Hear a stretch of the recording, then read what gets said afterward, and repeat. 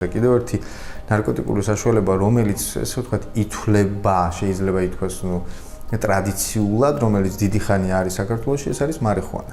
ერთი ნარკოტიკი რო ეს არის იმ კონვენციაში.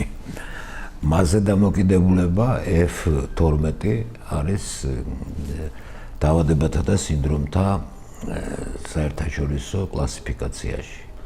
ეს ნივთიერება არის ნარკოტიკი. ამერიკის ზავგერ შტატებში, კანადაში ეს ყველგან დაშვებულია სახშიც მოყვანა, მოხმარებაც აფთიაქშიც შეიძლება შეიძინოთ რეცეპტით. ეხლა არის გენმოდიფიცირებული, ასე ვთქვათ, გამოყვანილი ასალი ჰიბრიდული ჯიშები, რომელშიც კონცენტრაცია არის ბევრად მაღალი. და გარდა იმისა, რომ კონცენტრაციაა მაღალი, კიდევ აქვს იქ ახალი თვისებები შეძენილი, რომ ვიჩევას უფრო იწვევს, ვიდრე აღუჩევს ტკივილს მაგალითად. საერთო ჯამში ყველა აყენებს ზიანს ადამიანს. პირველ რიგში აყენებს ზიანს twins და ბევრი მათგანი მერე კიდევ აყენებს ზიანს გულსიძარღვთა სისტემას, ნერვულ სისტემას და სხვადასხვა გართულებები ახასიათებთ.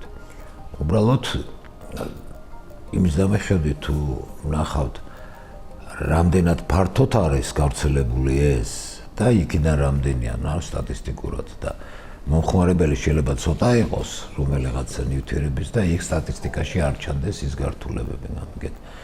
არც ერთი არ არის ჩვენთვის, ჩვენ არ ყოფთ ამას სუბუქ და ძლიერად. ნარკოტიკი არის ნარკოტიკი.